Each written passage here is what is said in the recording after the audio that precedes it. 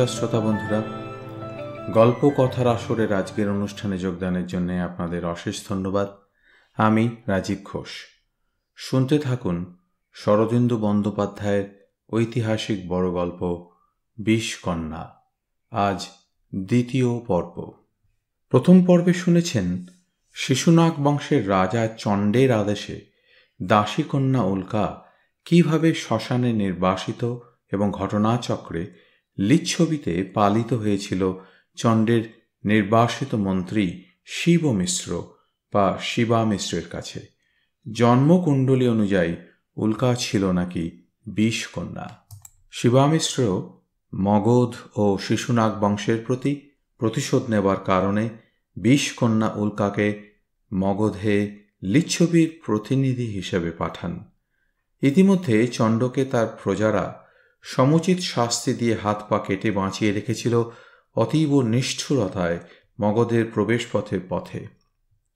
মগধে প্রবেশের আগে উল্কার সাথে চণ্ডর সাক্ষাৎ হয় এবং উল্কা তাকে হত্যা করে। মগধের রাজা তখন সেনজিৎ। তাকে হত্যার অভিলাষ নিয়ে উল্কা রাজপ্রাসাদের দিকে এগিয়ে যায়। তারপরে কি হলো তা শুনতে থাকুন আজকের এই দ্বিতীয় পর্বে।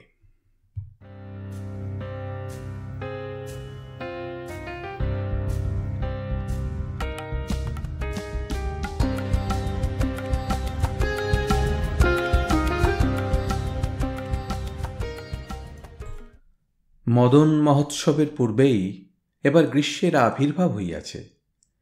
বীজ গিশু নিদাঘের জয় পতাকা বহিয়া যেন অশোক কিংশুক কৃষ্ণচূড়া দিগ দিগন্তে ছড়াইয়া পড়িয়াছে। তবু কুসুম্ভ ও রঙ্গনের শনিমা প্রত্যাসন্ন বসন্তোৎসবের বর্ণবিলাস বক্ষে ধারণ করিয়া উৎসুক নাগরিকাদিগকে যেন জানাইতেছে, ভয় নাই, মাধবের অরুণ নেত্র দেখিয়া শঙ্কা করিও না, এখনো মধুমাস শেষ হয় নাই। তাহাদের সমর্থন করিয়াই যেন চ্যুত মুকুললোভী মদারুণিত চক্ষু কোকিল বারম্বার কুহরিয়া উঠিতেছে, কুহকের কাল সমাগত, কুহকিনীরা প্রস্তুত হও। মগধের রাজপ্রাসাদেও এই নব বসন্তজাত মদালসতা অলক্ষ্যে সঞ্চারিত হইয়াছিল। প্রধান তরুণের প্রতিহার ভূমিতে সুদূর দৃষ্টি প্রেরণ করিতেছে। হয়তো তাহাদের মনেও দূর দূরান্তস্থিত জন্মভূমির দ্রাক্ষারস মদির স্বপ্ন জাগিতেছে। এই তন্দ্রালস ফাল্গুনের দ্বিপ্রহরে মন্ত্রগৃহের এক শীতল কক্ষে মহারাজ সেনজিৎ কয়েকজন বৈশ্যের সহিত বিরাজ করিতেছিলেন। বিদূষক বটুক ভট্টও ছিল। নিরুৎসুকভাবে রাজা ও বিদূষক অক্ষক্রীড়া করিতেছিলেন। প্রতি দ্বারে ও বাতায়নে জলসিক্ত উশির গুচ্ছ ঝুলিতেছে। বাহিরের আতপ্ত বায়ু তাহার স্পর্শে স্নিগ্ধ সুগন্ধি হইয়া মহারাজের চন্দন পঙ্কচর্চিত দেহ অবলেহন করিতেছিল। একজন বয়স্য অদূরে বসিয়া সপ্তস্বরার তন্ত্রী হইতে অতি মৃদুভাবে বসন্ত রাগের ব্যঞ্জনা পরিস্ফুট করিবার চেষ্টা করিতেছিল। কিয়ৎকাল ক্রীড়া চলিবার পর মহারাজের চঞ্চল চিত্ত আর অক্ষবাটে নিবদ্ধ থাকিতে চাহিল না। তিনি এদিক ওদিক চাহিতে লাগিলেন। বাদ্যরত বয়স্য বসন্তের সহিত পঞ্চম মিশাইয়া ফেলিতেছিল। রাজা তাহার ভ্রম সংশোধন করিয়া দিলেন। শেষে অক্ষ ফেলিয়া পার্শ্বস্থিত কপিত্থ সুরভিত তক্রের পাত্র নিঃশেষপূর্বক উঠিয়া দাঁড়াইলেন। জিজ্ঞাসা করিলেন, বসন্তোৎসবের আর বিলম্ব কত? বটুক ভট্টের আকৃতি ও কণ্ঠস্বর পূর্ববৎ আছে, শুধু মস্তক শীর্ষে গ্রন্থিধৃত কেশগুচ্ছ একটু পাকিতে আরম্ভ করিয়াছে। সে অক্ষক্রীড়ায় জিতিতেছিল। মহারাজের পেশল দেহকান্তির দিকে এক ক্রুদ্ধ কটাক্ষপাত করিয়া বলিল, মদনের সহিত যাহার মৌখিক পরিচয় পর্যন্ত নাই, সে বসন্তোৎসবের সংবাদ জানিবে কি করিয়া? বিল্লফল পাকিল কিনা জানিয়া পরভৃতের কি লাভ? মহারাজ হাসিলেন। হাসিলে মহারাজকে বড় সুন্দর দেখাইত। তাহার তরুণ মুখের সদ্যস্ফূর্ত হাসিতে যেন অন্তরের নিরভিমান অনাড়ম্বর সরলতা প্রতিবিম্বিত হইত।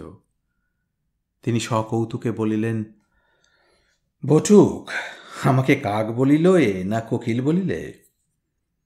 বটুক ভট্ট বলিল, মহারাজের যেটা অভিরুচি স্বীকার করিয়া লইতে পারেন। মহারাজ বললেন, তবে কোকিলই স্বীকার করিলাম। কোকিল অতি গুণবান পক্ষী। তোষের মধ্যে সে কাকের নেড়ে ডিম্ব প্রসব করে। বটুক বলিল, এই বিষয়ে মহারাজ অপেক্ষা কোকিল শ্রেষ্ঠ। স্মিত মুখে সেনজিৎ প্রশ্ন করিলেন, কিসে?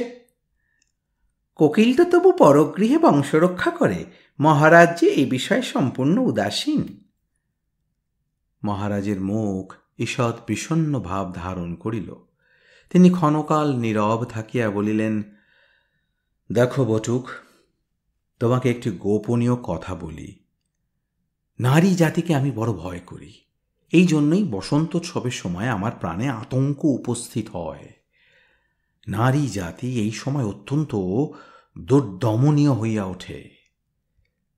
বটুক ভট্ট বিষণ্ণভাবে শির নাড়িয়া বলিল, সে কথা সত্য। এই সময় স্ত্রী জাতি তাহাদের সমস্ত অস্ত্র শস্ত্র শানিত করিয়া পুরুষের প্রতি ধাবিত হয়। আমার গৃহিণীর 7টি সন্তান, বয়সেরও ইয়ত্তা নাই, কিন্তু কয়েকদিন হইতে লক্ষ্য করিতেছি তিনি আমার প্রতি তীক্ষ্ণ কটাক্ষ নিক্ষেপ করিতেছেন। হাস্য গোপন করিয়া মহারাজ বলিলেন, বড় ভয়ানক কথা বটুক। তবে আর তোমার গৃহে গিয়া কাজ নাই। আমার অন্তঃপুর শূন্য আছে। তুমি এইখানে এ কয়দিন নিরাপদে যাপন করো। এ বয়সে গৃহিণীর কটাক্ষবান খাইলে আর প্রাণে বাঁচিবে না। বটুক ভট্টের মুখ অধিকতর বিষণ্ণ হইল। সে বলিল, তাহা হয় না মহারাজ। এই বসন্তকালে দেশশুদ্ধ কোকিল পরগৃহে ডিম্ব উৎপাদন করিবার জন্য ঘুরিয়া বেড়াইতেছে। এখন গৃহত্যাগ করিলে আবার অন্য বিপদ আসিয়া পড়িবে।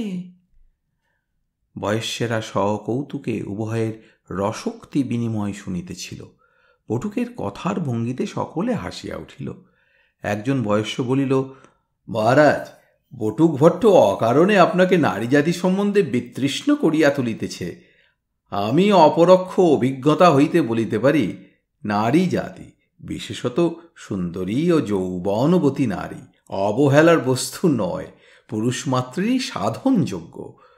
কণ্টকী ফলের মতো বাহিরে দুষ্প্রদর্শা হইলে ও অন্তরে তাহারা অতি কোমল ও সুস্বাদু।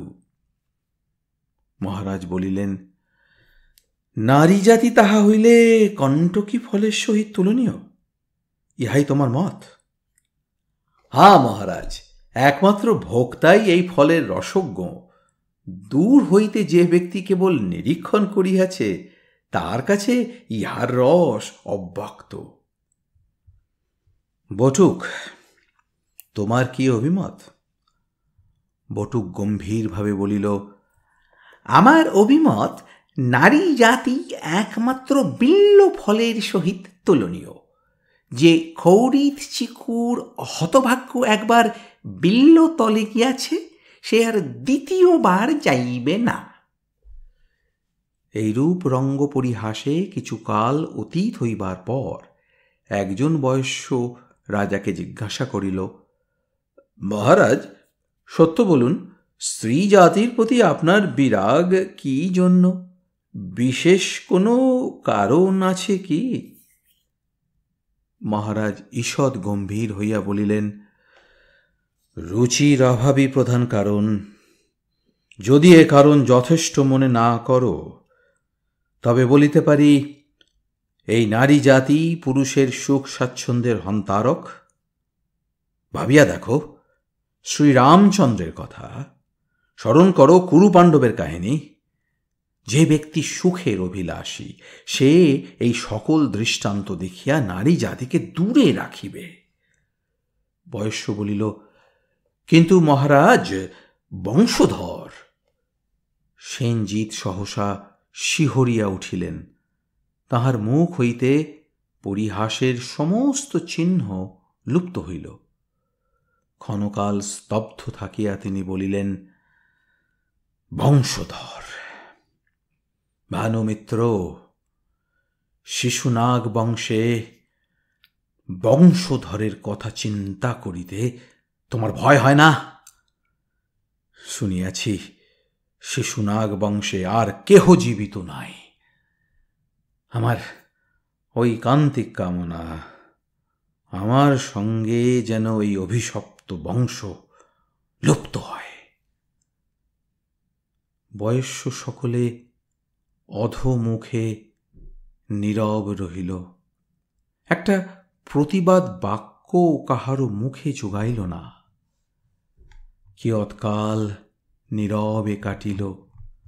তারপর সহসা এই কুণ্ঠিত নীরবতা ভেদ করিয়া মন্ত্রগৃহের প্রতিহার ভূমিতে দ্রুত ছন্দে পটহ বাজিয়া উঠিল। বিস্মিতভাবে ভ্রু তুলিয়া রাজা বলিলেন, এ সময় পটহ কেন? বটুক, কে আসিল দেখো। বলিও, আমি এখন বিশ্রাম করিতেছি, কল্লপ্রভাতে সবাই সাক্ষাৎ হইবে। মহারাজ সাধারণত কোনো দর্শন প্রার্থীকে ফিরাইতেন না, কিন্তু আজ উল্লিখিত আলোচনার পর তাহার মনের প্রসন্নতা নষ্ট হইয়া গিয়াছিল। বটুক ভট্ট প্রস্থান করিল। সেনজিৎ ঈষৎ কুঞ্চিত ললাটে বাতায়নের সম্মুখে গিয়া দাঁড়াইলেন। অল্পক্ষণ পরেই বটুক ভট্ট সবেগে প্রায় মুক্ত কচ্ছ অবস্থায় কক্ষে পুনঃপ্রবেশ করিয়া একেবারে মহারাজের পদমূলে বসিয়া পড়িয়া হাঁপাইতে লাগিল। মহারাজ বলিলেন, বটুক, কি হইল? বটুক উন্মুক্ত বক্র পথে ঘন ঘন নিঃশ্বাস ত্যাগ করিতে করিতে বলিল, মহারাজ, জঙ্ঘাবল প্রদর্শন করিয়াছি। আরে, তাহা তো দেখিতেছি, কিন্তু পলাইয়া আসিলে কেন? কে আসিয়াছে? ঠিক বলিতে পারি না, বোধহয় দিব্যাঙ্গনা। সে কি, স্ত্রীলোক? কদাচ নয়, উর্বশী হইলেও হইতে পারে, নচেত নিশ্চয় তিলোত্তমা। কিন্তু পক্ষে কঞ্চুলি নাই, তৎপরিবর্তে লৌহজালিক। মহারাজ, পলায়ন করুন। মহারাজ কিং কর্তব্য বিমূঢ় হইয়া বয়স্যদের দিকে চাহিলেন। তাহার 3 বৎসর ব্যাপী রাজ্যকালে এরূপ কাণ্ড কখনো ঘটে নাই। তিনি বলিলেন, নারী আমার নিকট কি চায়? এই সময় যবনী প্রতিহারী প্রবেশ করিয়া জানাইল যে বৈশালী হইতে এক নারী রাজকার্য উপলক্ষে মহারাজের সাক্ষাৎ প্রার্থিনী। মহারাজ ক্ষণেক স্তম্ভিত থাকিয়া ক্ষীণ কণ্ঠে বলিলেন, লইয়া এসো। প্রতিহারী নিষ্ক্রান্ত হইয়া গেল। পরক্ষণেই চারিদিকে রূপলাবণ্যের স্ফুলিঙ্গ বিকীর্ণ করিয়া উল্কা কক্ষে প্রবেশ করিল। মহারাজ সেনজিৎ দ্বারের দিকে চাহিয়া দাঁড়াইয়াছিলেন। উল্কা প্রবেশ করিতেই উভয়ের চোখাচোখি হইল। 5 গণিতে যতক্ষণ সময় লাগে, উল্কা ও সেনজিৎ ততক্ষণ পরস্পর চোখের ভিতর চাহিয়া রহিলেন। উল্কার চোখে গোপন উৎকণ্ঠা, মহারাজের নয়নে প্রচ্ছন্ন বিস্ময়। তারপর দুজনেই চক্ষু ফিরাইয়া লইলেন। মহারাজ সেনজিৎ ভূমির দিকে চাহিয়া ধীরে ধীরে বলিলেন, ভদ্রে, শুনিলাম তুমি বৈশালী হইতে আসিতেছ। তোমার কি প্রয়োজন? উল্কা রোষ্ঠাধর বিভক্ত হইয়া দশন পংক্তি ঈষৎ দেখা গেল। সে গ্রীবা বাঁকাইয়া মহারাজের দিকে একটু অধীরভাবে তাকাইল, বলিল, আমি পরম ভট্টারক শ্রী মন্মহারাজ সেনজিতের দর্শন প্রার্থিনী, তাহার নিকটেই আমার প্রয়োজন নিবেদন করিব। আমি সেনজিৎ। মহারাজ, ক্ষমা করুন। উল্কার বিস্ময়োৎফুল্ল নেত্র ক্ষণেকের জন্য অর্ধ নিমীলিত হইয়া আসিল। তারপর সে 2 পদ অগ্রসর হইয়া মহারাজের পদপ্রান্তে নতজানু হইয়া বসিল। যুক্ত করপুঠ ললাটে স্পর্শ করিয়া সসম্ভ্রমে প্রণাম করিল। মহারাজ অস্ফুটভাবে কালোচিত সম্ভাষণ করিলেন। তখন উল্কা নিজ অঙ্গাত্রাণের ভিতর হইতে যৌতু মুদ্রালাঞ্ছিত পত্র বাহির করিয়া মহারাজের হস্তে দিল। যৌতু মুদ্রা ভাঙিয়া সেনজিৎ পত্র পড়িতে লাগিলেন। উল্কা নতজানু থাকিয়াই আর একবার মহারাজকে নয়ন কোণে ভালো করিয়া দেখিয়া লইল। তাহার মুখের ভাব বিন্দুমাত্র পরিবর্তিত হইল না, কিন্তু সে মনে মনে ভাবিল, ইনি মগধের মহাপরাক্রান্ত প্রজাপূজিত সেনজিৎ। ইহার চন্দন চর্চিত সুকুমার দেহে বলবীর্যের তো কোনো লক্ষণই দেখিতেছি না। এই সুখলালিত পৌরুষীন বিলাসীকে জয় করিতে কতক্ষণ সময় লাগিবে? উল্কা মনে মনে অবজ্ঞার হাসি হাসিল। পত্রপাঠ শেষ করিয়া সেনজিৎ চক্ষু তুলিলেন। দেখিলেন উল্কা তখনও নতজানু হইয়া তাহার সম্মুখে বসিয়া আছে। তিনি শুষ্ক স্বরে বলিলেন, ভদ্রে, আসন পরিগ্রহ করো। দেখিতেছি তুমি মিত্ররাজ্য লিচ্ছবির প্রতিনিধি, সুতরাং আমরা তোমাকে সাদরে সম্ভাষণ করিতেছি। বৈশালীর প্রজানায়কগণ যে একটি পুরাঙ্গনাকে প্রতিভূরূপে প্রেরণ করিয়াছেন, ইহা তাহাদের প্রীতির প্রকৃষ্ট নিদর্শন বটে, হাপিছু কিছু বিস্ময়কর বটে। উল্কা আস্তরণের উপর আসন গ্রহণ করিয়া ঈষৎ হাস্যে মহারাজের দিকে মুখ তুলিল, কিন্তু সে প্রত্যুত্তর দিবার পূর্বেই বটুক ভট্ট তাহার অতি ক্ষীণ অথচ কর্ণবিদারী কণ্ঠে বলিয়া উঠিল, ইহাতে বিস্ময়ের কি আছে? বৈশালীতে নিশ্চয়ই পুরুষের অভাব ঘটিয়াছে, তাই তাহারা এই সুন্দরীকে পুরুষ বেশে সাজাইয়া প্রেরণ করিয়াছে। মহারাজ, বৈশালী যখন আপনার মিত্ররাজ্য, তখন মিত্রতার নিদর্শন স্বরূপ আপনিও কিছু পুরুষ বৈশালীতে প্রেরণ করুন। এইভাবে মিত্রতার বন্ধন অতিশয় দৃঢ় হইয়া উঠিবে। উল্কা চমকিয়া ফিরিয়া চাহিল। এতক্ষণ সে রাজা ভিন্ন অন্য কোনো দিকে দৃক্পাত করে নাই। এখন খর্বকায় বংশীকণ্ঠ বটুক ভট্টকে দেখিয়া তাহার অধরে বিদ্রুপের হাসি ফুটিল। সে অবজ্ঞাপূর্ণ স্বরে বলিল, মগধে পুরুষ প্রতিনিধির প্রয়োজন নাই বুঝিয়াই বোধহয় মহামান্য কুলপতিগণ এই পুরকন্যাকে প্রেরণ করিয়াছেন, নচেত লিচ্ছবি দেশে প্রকৃত পুরুষের অভাব নাই।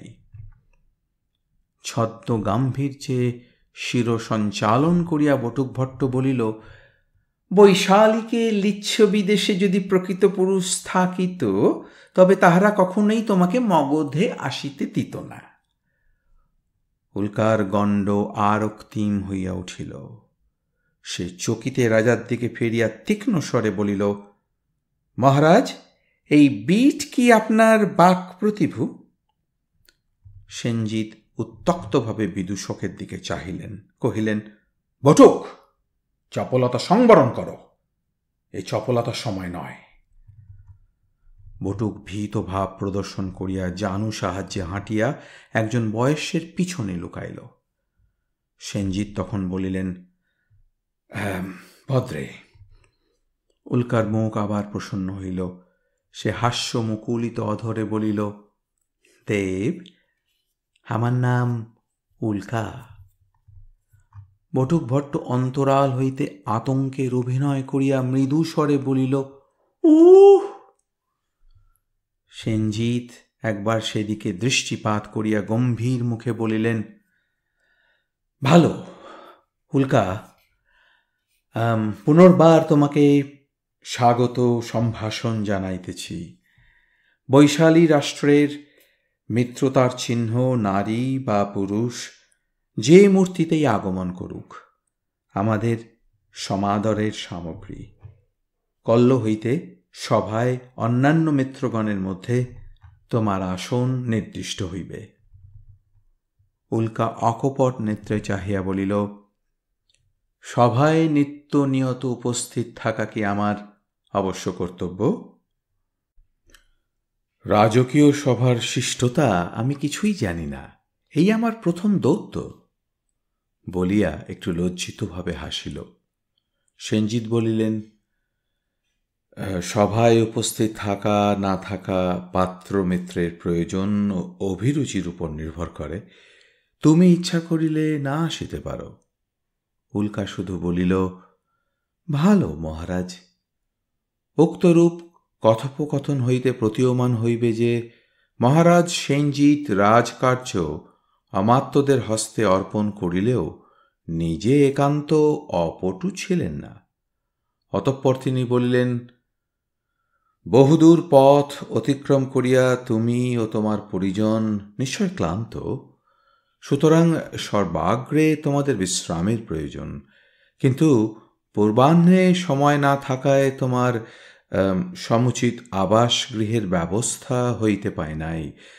এরূপ ক্ষেত্রে বটুক ভট্ট উঁকি মারিয়া বলিল, কেন, মহারাজের অন্তঃপুর তো শূন্য আছে, সেইখানেই অতিথি সৎকারের ব্যবস্থা হোক না।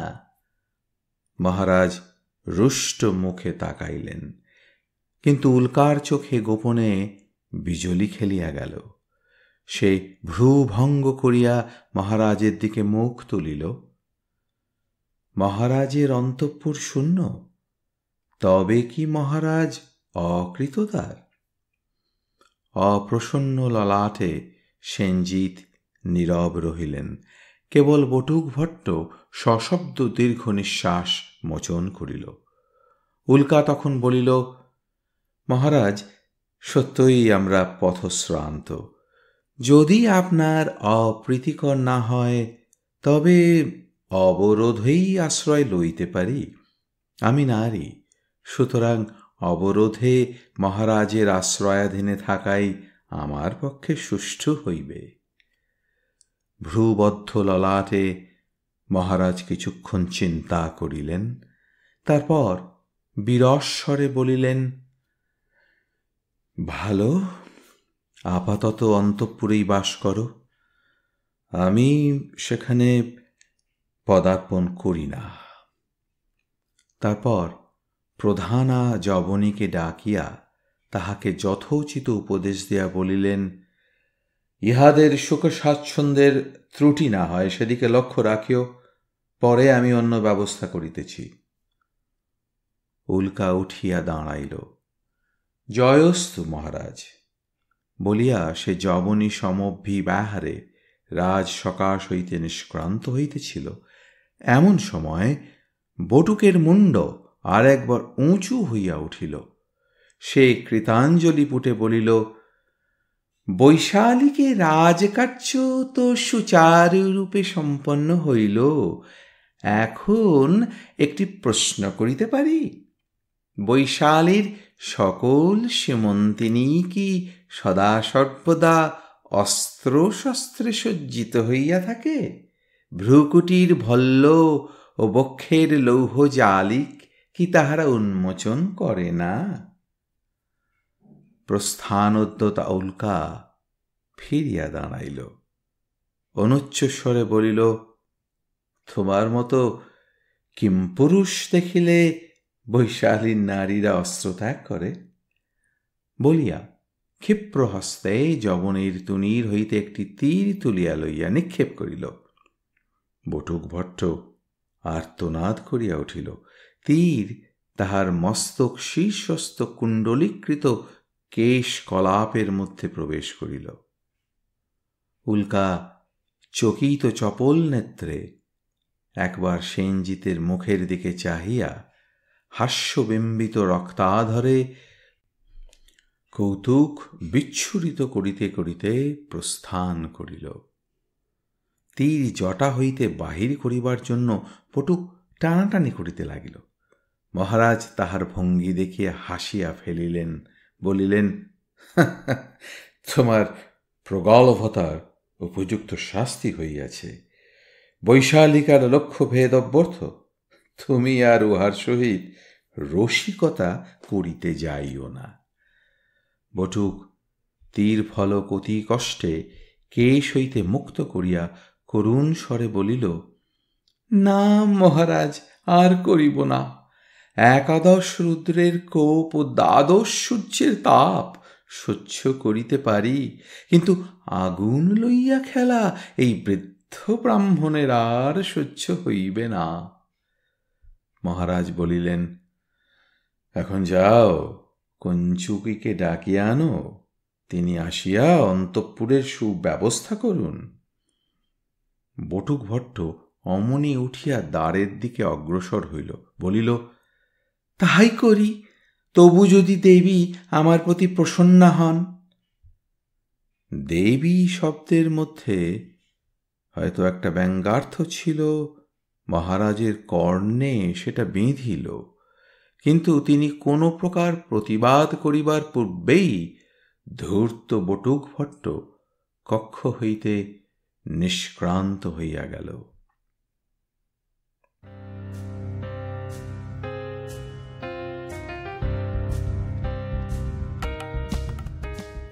চতুর্থ পরিচ্ছেদ। কয়েকদিন কাটিয়া গেল। উল্কা সখী পরিজন বেষ্টিতা হইয়া অন্তঃপুরেই বাস করিতে লাগিল। পুরী পরিত্যাগ করিয়া যাইবার কোনো আগ্রহ সে প্রকাশ করিল না। মহারাজও অন্য বাসভবনের উল্লেখ করিলেন না। বৃদ্ধ কঞ্চুকি বহুদিন পরে নিজ কার্য ফিরিয়া পাইয়া মহা উৎসাহে উল্কার তত্ত্বাবধানে লাগিয়া গেলেন। কোথাও বিন্দু মাত্র ত্রুটির ছিদ্র রহিল না। রাজসভাতেও উল্কা কয়েকদিন নিজ আসনে গিয়া বসিল। সূক্ষ্ম বস্ত্রাবরণের ভিতর উল্কার অলোক সামান্য রূপ যেন শারদ মেঘাচ্ছন্ন শশীকলার প্রভা বিকিরণ করিতে লাগিল। রাজসভা এই নবচন্দ্রোদয়ে কুমুদবতীর মতো উৎফুল্ল হইয়া উঠিল।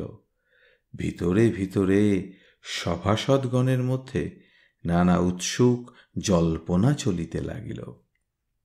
মহারাজ সেনজিৎ কিন্তু তাহার নিরুৎসুক নিস্পৃহতার মধ্যে অটল হইয়া রহিলেন। উল্কাকে তিনি পদোচিত মর্যাদা ও সমাদর প্রদর্শন করিতেন, কিন্তু তাহার বেশি কিছু নয়। উল্কা বিস্মিত হইয়া লক্ষ্য করিল, মহারাজের আচরণে নারী জাতি সম্বন্ধে একটা নিরস ঔদাসীন্যের ভাব রহিয়াছে। রাজন্যবর্গের পক্ষে ইহা যেমন অসাধারণ, তেমনি বিস্ময়কর। উল্কা হতাশ হইল না, বরঞ্চ মহারাজকে কুহক মন্ত্রে পদানত করিবার সংকল্প তাহার কুলিশ কঠিন হৃদয়ে আরও দৃঢ় হইল। কিন্তু একদিন রাজসভায় একটি ঘটনা দেখিয়া উল্কা অধিকতর বিস্ময়াপন্ন হইল। মহারাজের ব্যবহারে অনাহারম্বর মৃদুতা দর্শনে উল্কার বিশ্বাস জন্মিয়াছিল যে সেনজিৎ স্বভাবত দুর্বল প্রকৃতি, চিত্তের দৃঢ়তা বা পুরুষোচিত সাহস তাহার নাই। এই ভ্রান্তি তাহার সহসা ভাঙিয়া গেল। মহারাজ সেনজিৎ সেদিন যথারীতি সিংহাসনে আসীন ছিলেন। সভা মধ্যে চণ্ডের রহস্যময় মৃত্যু সম্বন্ধে নানা জল্পনা ও কৌতুককর অনুমান চলিতেছিল। উল্কা আকুঞ্চিত অধরে অর্ধনিমীলিত নেত্রে শুনিতেছিল। এরূপ সময়ে রাজমহামাত্র দৌড়িতে দৌড়িতে সভায় প্রবেশ করিয়া বলিল, আয়ুষ্মান সর্বনাশ উপস্থিত, পুষ্কর ক্ষিপ্ত হইয়াছে, সে শৃঙ্খল ছিঁড়িয়া এই দিকেই ছুটিয়া আসিতেছে। পুষ্কর রাজার পট্টহস্তির নাম। এই সংবাদ শুনিয়া সভা মধ্যে বিষয় চাঞ্চল্য ও গণ্ডগোল উপস্থিত হইল, কিন্তু সেনজিৎ কিছুমাত্র বিচলিত না হইয়া উঠিয়া দাঁড়াইয়া বলিলেন, তোমরা শান্ত হও, ভয় নাই, আমি দেখিতেছি। বলিয়া তিনি বাহিরের দিকে চলিলেন। মহামাত্র সভয় বলিল, আয়ুষ্মান, পুষ্কর তাহার রক্ষককে শুণ্ডাঘাতে বধ করিয়াছে, আমিও তাহাকে শাসন করিতে পারি নাই। এ অবস্থায় আপনি তাহার সম্মুখীন হইলে। মহারাজ তাহার কথায় কর্ণপাত করিলেন না। বহু স্তম্ভযুক্ত উন্মুক্ত সভামণ্ডপের প্রান্তে আসিয়া দাঁড়াইলেন। সঙ্গে সঙ্গে উদ্যত শুণ্ড প্রকাণ্ড উন্মত্ত হস্তি বৃংহিত ধ্বনি করিতে করিতে তাহার সম্মুখে আসিয়া উপস্থিত হইল। হস্তির গণ্ড হইতে মদবারি খরিত হইতেছে, চরণে ছিন্ন শৃঙ্খল, ক্ষুদ্র চক্ষুদ্রয় কষায় বর্ণ ধারণ করিয়া ঘূর্ণিত হইতেছে। এই দৃশ্য দেখিয়া সভাসদগণ কাষ্ঠপুত্তলীর ন্যায় হতগতি হইয়া দাঁড়াইয়া রহিল। উল্কাও নিজ আসনে উঠিয়া দাঁড়াইয়াছিল। সে বিস্ফারিত নয়নে স্পন্দিত বক্ষে চাহিয়া রহিল, কাহারও মুখে বাক্য সরিল না।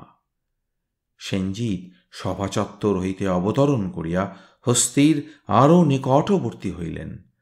মদস্রাবী মাতঙ্গ প্রহার উদ্যমে শুণ্ড ঊর্ধ্বে তুলিল। তখন সেই রুদ্ধশ্বাস নীরবতার মধ্যে সেনজিৎ মৃদু ভর্ৎসনার সুরে বলিলেন, পুষ্কর, পুষ্কর। পুষ্করের শুণ্ড ঘোর বেগে অবতরণ করিতে করিতে অর্ধপথে থামিয়া গেল। মত্তহস্তি রক্ত নেত্রে মহারাজের দিকে চাহিয়া যেন বিদ্রোহ করিতে চাহিল। একবার দ্বিধা ভরে তাহার করদণ্ড ঈষৎ আন্দোলিত হইল। তারপর ধীরে ধীরে শুণ্ড অবনমিত করিয়া সে নম্রভাবে দাঁড়াইল। কয়েক মুহূর্ত মধ্যে ধ্বংসের মূর্তিমান বিগ্রহ যেন শান্তিময় তপবন মৃগে পরিণত হইল। মহারাজ সস্নেহে তাহার শুণ্ডে হাত বুলাইয়া তাহার কানে কানে কি বলিলেন। পুষ্করের প্রকাণ্ড দেহ লজ্জায় সংকুচিত হইয়া গেল। সে অধবদনে ধীরে ধীরে পশুশালা অভিমুখে ফিরিয়া চলিল। মহারাজ তাহার সঙ্গে সঙ্গে চলিলেন। এতক্ষণে হস্তিপক সাহস পাইয়া মহারাজের অনুবর্তী হইল।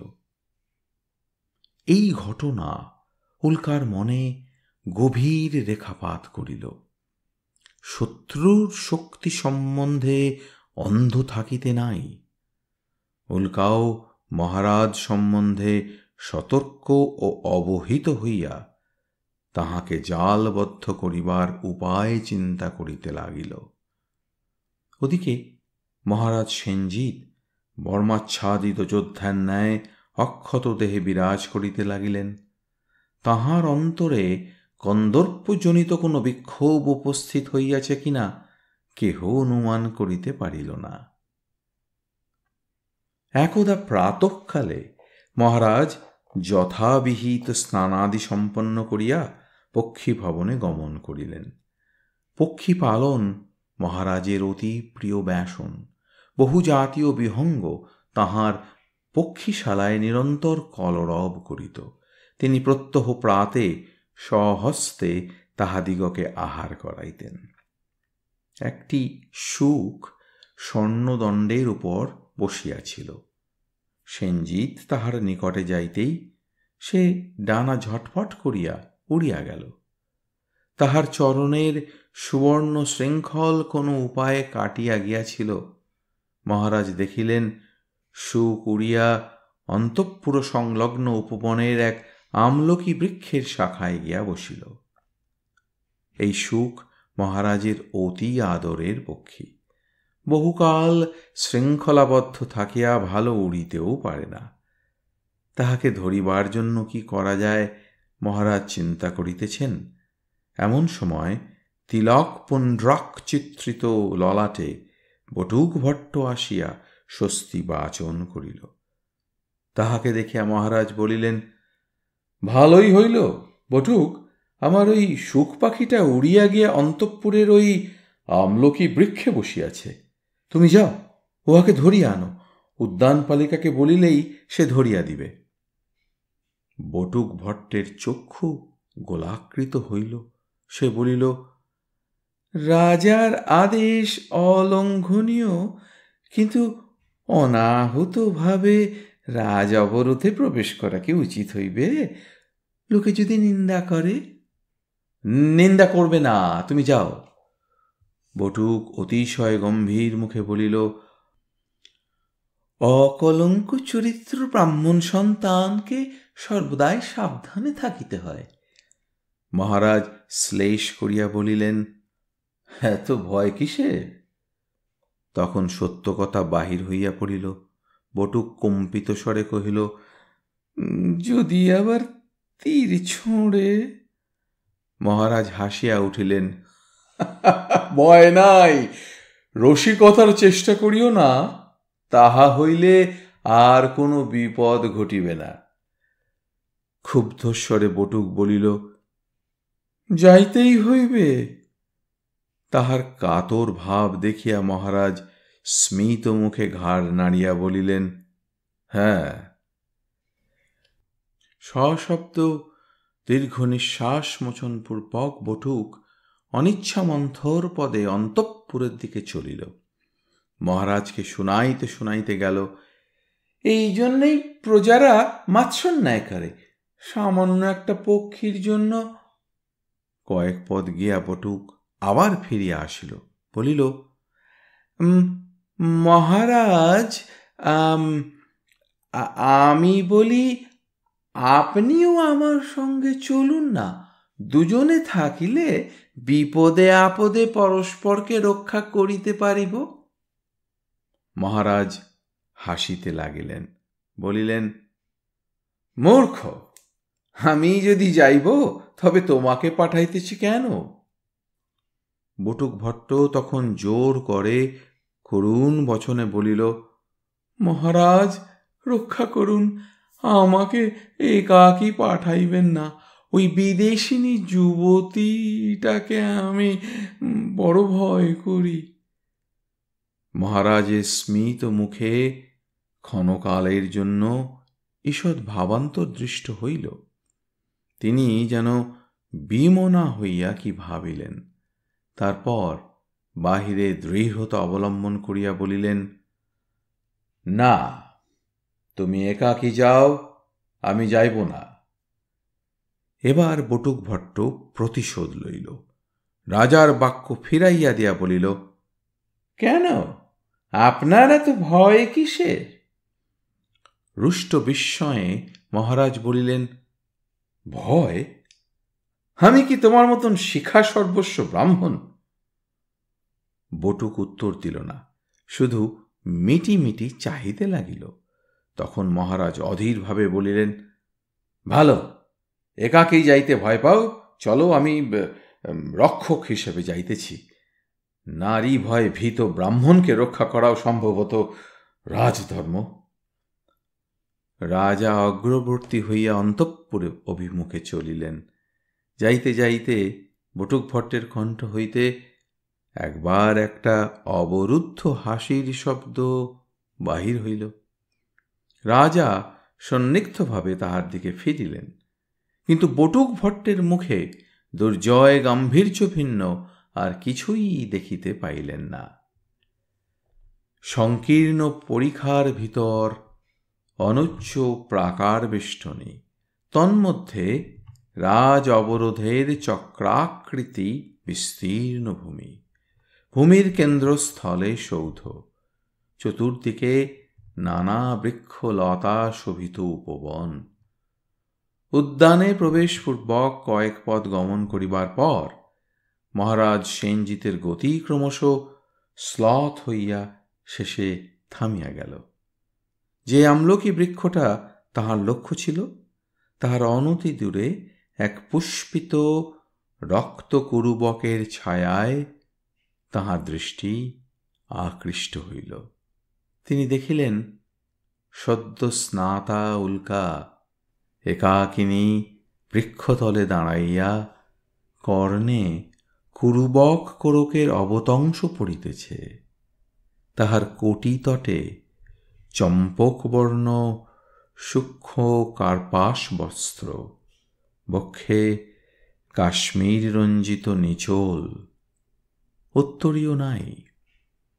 দর্পণের ন্যায় ললাটে কুঙ্কুম তিলক, চরণ প্রান্তে লাক্ষারাগ, সিক্ত আবেনিবদ্ধ কুন্তল ভার পৃষ্ঠে বিলম্বিত হইয়া যেন এই সম্মোহিনী প্রতিমার পটভূমিকা রচনা করিয়াছে।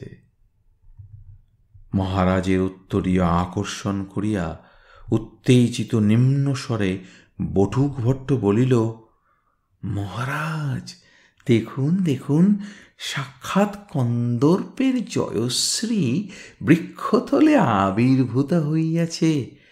হে কন্দার পারি, এই দুরন্ত বসন্তকালে তুমি আমাদের রক্ষা করো। পরিপূর্ণ নারী বেশে মহারাজ ইতিপূর্বে উল্কাকে দেখেন নাই, আজ প্রথম দেখিলেন। উল্কা যখনই প্রকাশ্যে বাহির হইয়াছে, নারীসুলভ প্রসাধন বর্জন করিয়া দৃপ্ত যোদ্ধৃ বেশে দেখা দিয়াছে। তাই আজ তাহার সুকুমার নারী মূর্তি যেন দর্শকের চিত্তে বিপ্লবের সৃষ্টি করিয়া দিল। উল্কাও দূর হইতে মহারাজকে দেখিতে পাইয়াছিল। সে রিমঝিম মঞ্জির বাজাইয়া অঙ্গ সঞ্চালনে লাবণ্যের তরঙ্গ তুলিয়া সেই দিকে অগ্রসর হইল। জঘন ভার মন্থর মদালস গতি যেন প্রতি পদক্ষেপে ভাঙিয়া ভাঙিয়া পড়িতেছে। উত্তরীয়ের অভাবে ব্যক্ত দেহভাগ সুমধুর নির্লজ্জতায় নিজ গৌরব গর্ব ঘোষণা করিতেছে। মন্ত্ররুদ্ধ বীর্য সর্পের ন্যায় মহারাজ স্থির হইয়া রহিলেন। উল্কা মহারাজের সম্মুখে উপস্থিত হইল। মুখে একটু ভঙ্গুর হাসি, আয়ত চক্ষু পল্লবে শ্যাম স্নিগ্ধ ছায়া। উল্কা মহারাজের পদপ্রান্তে জানু নত করিয়া বসিল, কুজন মধুর স্বরে বলিল, প্রভাতে উঠিয়া রাজ দর্শন করিলাম, আজ আমার সুপ্রভাত। দেবপ্রিয় দাসীর অর্ঘ্য গ্রহণ করুন। বলিয়া কপত হস্তে কয়েকটি কুরুবক কলি তুলিয়া ধরিল। মহারাজ মুখ হইয়া রহিলেন। বটুকভট্ট উল্কার আগমনে মহারাজের পশ্চাতে গিয়া দাঁড়াইয়াছিল। সেখান হইতে হস্ত উত্তোলন করিয়া বহু অলঙ্কারযুক্ত ভাষায় সাড়ম্বরে আশীর্বচন উচ্চারণ করিতে লাগিল। তাহার তীক্ষ্ণ কণ্ঠস্বরে মহারাজের চমক ভাঙিল। আত্মবিস্মৃতির তন্দ্রা হইতে জাগিয়া উঠিয়াই মহারাজ মুখভাব কঠিন করিলেন। ললাটে ভ্রুকুঞ্চন দেখা দিল। তিনি ধীর হস্তে উল্কার অঞ্জলি হইতে একটি পুষ্প তুলিয়া লইয়া সংক্ষিপ্ত স্বরে বলিলেন, স্বস্তি। উল্কা চপল নেত্রে আনন্দ বিকীর্ণ করিয়া উঠিয়া দাঁড়াইল। কর্ণভূষণ দুলাইয়া পরিহাস্য তরল কণ্ঠে বলিল, মহারাজ এতদিনে বিদেশিনীকে স্মরণ হইল, রাজকার্য কি এতই গুরু? উল্কাকে এত হাস্য রহস্যময়ী মহারাজ পূর্বে দেখেন নাই। কিন্তু তিনি আকাশের দিকে চোখ তুলিয়া বলিলেন, আমার একটা শুক পক্ষী উড়িয়া ওই আমলকি বৃক্ষে বসিয়াছে, তাহাকে ধরিতে আসিয়াছি। কলকণ্ঠে হাসিয়া উল্কা বলিল, সত্য? কই, আসুন তো দেখি। ক্রীড়া চঞ্চলা বালিকা যেন নূতন খেলার উপাদান পাইয়াছে, এমনি ভাবে চটুল পদে উল্কা আগে আগে চলিল। মহারাজ তাহার অনুবর্তী হইলেন। যাইতে যাইতে গ্রীবা বাঁকাইয়া উল্কা জিজ্ঞাসা করিল, মহারাজ, আপনার শুকের নাম কি? মহারাজ গম্ভীর মুখে বলিলেন, বিম্বষ্ঠ। বিম্বষ্ঠ? কি সুন্দর নাম! কঞ্চুকি মহাশয় আমাকেও একটি শুক পক্ষী দিয়াছেন, সে ইহারই মধ্যে কথা বলিতে আরম্ভ করিয়াছে, কিন্তু এখনো তাহার নামকরণ হয় নাই। কি নাম রাখি বলুন তো? মহারাজ ললাটের উপর দিয়া একবার হস্ত চালনা করিলেন। উল্কার পক্ষীর নামকরণ সহসা করিতে পারিলেন না। ক্রমে উভয়ে আমলকি বৃক্ষতলে উপনীত হইলেন। রাজা পশ্চাৎ ফিরিয়া দেখিলেন, সাবধানী বটুক তাহার সঙ্গে আসে নাই, বৃক্ষতলে উপবেশন করিয়া আছে। তিনি মনে মনে ভীরু ব্রাহ্মণকে কটূক্তি করিলেন। আমলকি বৃক্ষ বসন্ত ঋতুর সমাগমে নবপত্রে শোভিত হইয়াছে, তাহার ভিতরে হরিদ্বর্ণ পক্ষী সহজে দৃষ্টিগোচর হয় না। উল্কা ও মহারাজ ঊর্ধ্বমুখ হইয়া অন্বেষণ করিতে লাগিলেন। সহসা উল্কা সেনজিতের হাত ধরিয়া টানিয়া বলিয়া উঠিল, ওই দেখুন মহারাজ, ওই দেখুন, আপনার ধূর্ত বিম্বষ্ঠ পত্রান্তরালে বসিয়া ফল ভক্ষণ করিতেছে। মহারাজ ধীরে ধীরে হাত ছাড়াইয়া লইলেন। তারপর রুক্ষ স্বরে কহিলেন, বিম্বষ্ঠ, নামিয়া আয়।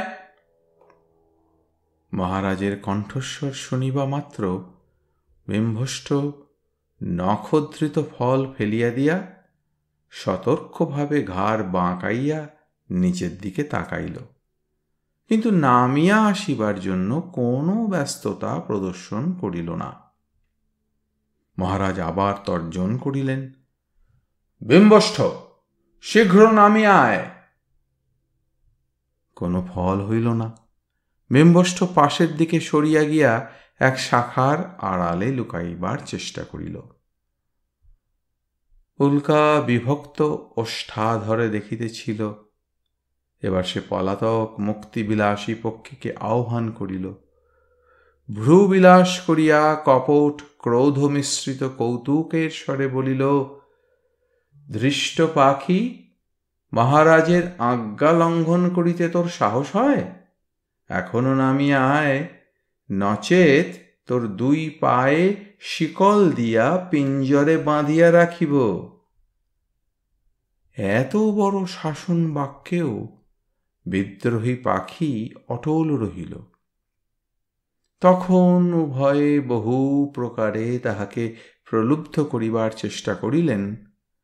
উল্কা আরক্ত বিম্বধর স্ফুরিত করিয়া করকঙ্কন কণিত করিয়া তাহাকে তর্জন অনুনয় করিল, কিন্তু বিম্বষ্ঠ গ্রাহ্য করিল না। তখন সেনজিৎ হতাশ হইয়া বলিলেন, এখন উপায়? উল্কা গণ্ডে তর্জনী রাখিয়া চিন্তা করিল, তারপর সহসা মুখ তুলিয়া বলিল, উপায় আছে মহারাজ, ক্ষণেক অপেক্ষা করুন, আমি আসিতেছি। বলিয়া রহস্যময় হাসিয়া দ্রুত সিঞ্জিত চরণে ভবন অভিমুখে প্রস্থান করিল। সেনজিৎ তাহার চঞ্চল নিতম্ব লুণ্ঠিত কেশজালের প্রতি একবার দৃষ্টিপাত করিয়াই চক্ষু ফিরাইয়া লইলেন। কিয়ৎকাল পরে উল্কা ফিরিয়া আসিল। মহারাজ দেখিলেন তাহার মণিবন্ধে একটি দীর্ঘপুচ্ছ সুখ পাখি। মহারাজ আশ্চর্যান্বিত হইয়া বলিলেন, পাখি দিয়া পাখি ধরিবে? উল্কা পূর্ণ দৃষ্টিতে মহারাজের দিকে তাকাইল, বলিল, হাঁ, কেন, তাহা কি অসম্ভব? মহারাজের গণ্ড ঈষৎ উত্তপ্ত হইল। তিনি পুনর্বার কণ্ঠস্বর নিরস করিয়া বলিলেন, বলিতে পারি না, চেষ্টা করিয়া দেখিতে পারো। উল্কা তখন মৃদু হাস্যে বাহু ঊর্ধ্বে তুলিয়া কুহক মধুর স্বরে ডাকিল, আয় আয় বিম্বষ্ঠ, এই দেখ তোর সাথী তোর জন্য প্রতীক্ষা করিতেছে, আয়। বিম্বষ্ঠ কৌতূহলী ভাবে নিচের দিকে তাকাইল, ঘাড় বাঁকাইয়া বাঁকাইয়া নিরীক্ষণ করিল, তারপর উড়িয়া আসিয়া উল্কার অংশের উপর বসিল। বিজয়োজ্জ্বল দৃষ্টিতে উল্কা বলিল, দেখিলেন মহারাজ? দেখিলাম। দুই পক্ষী কিছুক্ষণ নীরবে পরস্পরের পরিচয় গ্রহণ করিল। তারপর বিম্বষ্ঠ অবজ্ঞাসূচক একটি শব্দ করিয়া উল্কার কর্ণবিলম্বী রক্তবর্ণ কুরুবক মুকুলে চঞ্চু বসাইয়া টান দিল। উল্কা বিপন্ন ভাবের বিভ্রম করিয়া বলিয়া উঠিল, মহারাজ রক্ষা করুন, আপনার দস্যু পক্ষী আমার কর্ণভূষা হরণ করিতে চায়। সেনজিৎ পক্ষীকে ধরিতে গেলেন। পক্ষী ঝটপট করিয়া পলায়নের চেষ্টা করিল, কিন্তু মহারাজ তাহার চরণ বিলম্বিত স্বর্ণ শৃঙ্খলের অংশ ধরিয়া ফেলিয়াছিলেন। পাখি পলাইতে পারিল না। মহারাজের উন্মুক্ত বক্ষের উপর গিয়া পড়িল। ভীত পক্ষীর তীক্ষ্ণ নখ তাহার বক্ষে অবলম্বন অন্বেষণ করিতে গিয়া কয়েকটা আঁচড় কাটিয়া দিল। দেখিতে দেখিতে নখ ছিন্ন রক্তিম হইয়া উঠিল। তারপর 2 বিন্দু রক্ত ধীরে ধীরে সঞ্চিত হইয়া গড়াইয়া পড়িল। উল্কা সত্রাসে বলিয়া উঠিল, সর্বনাশ মহারাজ, এ কি হইল? ওরে, কে আছিস? শীঘ্র আয়। বান্ধুলি, বিপাশা, শীঘ্র অনুলেপন লইয়া আয়, মহারাজ আহত হইয়াছেন। মহারাজের মুখ লজ্জায় রক্তবর্ণ হইল। তিনি প্রায় রূঢ় স্বরে বলিয়া উঠিলেন, এ কিছু নয়, সামান্য নখক্ষত মাত্র। সামান্য নখক্ষত? মহারাজ কি জানেন না পশু পক্ষীর নখে বিষ থাকে? ব্যাকুলভাবে গৃহের দিকে তাকাইয়া বলিল, কই, কেহ আসে না কেন? বিলম্বে বিষ যে দেহে প্রবেশ করিবে। বান্ধুলি, সুজাতা। মহারাজ আবার আরক্ত মুখে আপত্তি করিলেন। তখন উল্কা হঠাৎ যেন পথ খুঁজিয়া পাইয়া বলিয়া উঠিল, মহারাজ আপনি স্থির হইয়া দাঁড়ান, আমি বিষ নিষ্কাশন করিয়া দিই। উল্কার উদ্দেশ্য মহারাজ সম্পূর্ণ হৃদয়ঙ্গম করিবার পূর্বেই সে মহারাজের একেবারে নিকটে গিয়া দাঁড়াইল। তারপর 2 হাত তাহার স্কন্ধের উপর রাখিয়া ক্ষরণশীল ক্ষতের উপর তাহার কোমল অধর পল্লব স্থাপন করিল। মহারাজ ক্ষণকাল স্তম্ভিত অভিভূত হইয়া রহিলেন। তারপর সবলে নিজেকে উল্কার আশ্লেষমুক্ত করিয়া লইয়া পিছু সরিয়া দাঁড়াইলেন। উল্কার অধরে মহারাজের বক্ষ শোণিত। সে অর্ধস্ফুট বিস্ময়ে বলিল, কি হইল? তিক্ত ঘৃণা জর্জরিত স্বরে সেনজিৎ বলিলেন, নারীর পুরুষ ভাব আমি ক্ষমা করিতে পারি, কিন্তু নির্লজ্জতা অসহ্য।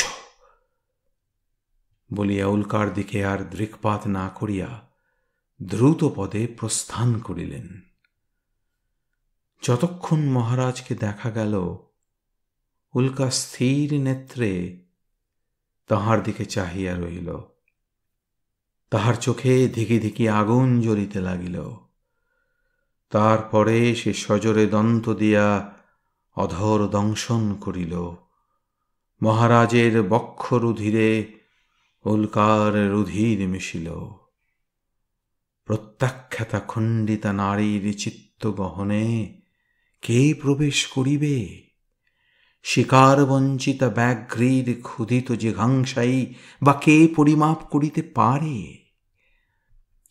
উল্কার নয়নে যে বহ্নি জ্বলিতে লাগিল, তাহার অন্তঃগূঢ় রহস্য নির্ণয় করা মানুষের সাধ্য নয়, বোধ করি দেবতারও অসাধ্য।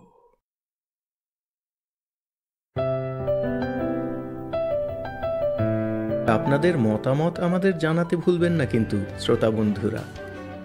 আমাদের ওয়েবসাইট golpokotharashor.org, golpokotharasor.org।